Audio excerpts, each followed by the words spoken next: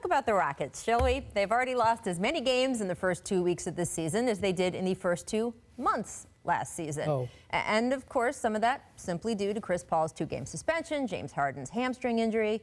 But the Rockets acknowledge their problems extend much further. Last night, after a loss to the Blazers, in which Portland, which was playing on the second night of a road back-to-back, the Blazers led by as many as 28 at one point. Coach Mike D'Antoni said, quote, "Right now we're playing like crap," and quote, "We've lost our swagger," which is true, although it's also hard not to wonder if they've lost that offseason wager guys that they took, that it wouldn't hurt them to let 2 key defensive-minded players walk off their roster while adding a player who we've seen it. He's just been targeted on all their switches.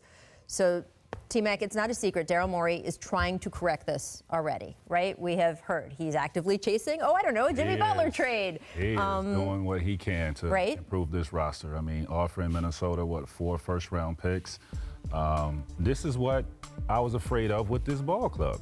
Losing Trevor, which is a big key because he defended and he knocked down open shots. He defended your best player. He is, I think, undervalued for what he gave this team last year in Luc Mbah, Moute. Their chemistry is just not there. Yes, their swagger is completely gone. Now, granted, Chris Paul and James Harden really haven't played that well, that much together, but it's just something they don't have it this beginning of the season. The swagger is missing. When you have something sort of catastrophic happen, usually it's not because one thing happened. Usually it's because a bunch of things lined up. So they lost Ariza, bad. Lost Mbah Moute, bad. Lost Jeff Bzdelik, bad. Added Carmelo Anthony, which if he had added him to that team that had those other 3 entities, maybe it wouldn't have hurt them defensively as much. But adding Carmelo, to be honest with you, Rachel, the stats show he's killing them defensively. They're 11 points worse per 100 possessions when he's on the court. Now, I will say they didn't expect him to be playing in as heavy rotation as he's playing because they are missing those guys. And that's kind of where that domino effect comes. And other dominoes, suspensions, injuries.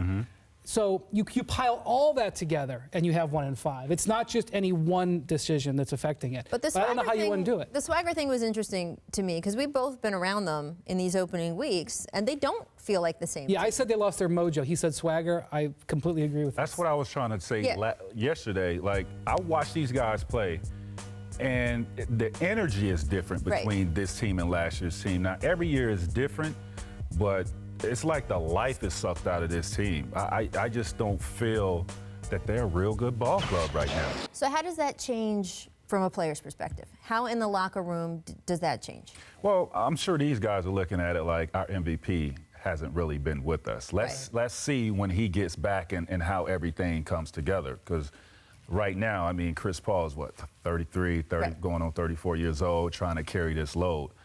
That's a tall task for him. You need to get James Harden back to make this team go and pretty much make everybody around him make the game easy for these guys. So we'll see when he gets back, but right now it's not good. Well, I will say Mike D'Antoni tinkered with the defense over the few days break they had going into this game. That defense held up better in the opening of last night's game and then totally collapsed as their offense also completely dried up the entire proceeding.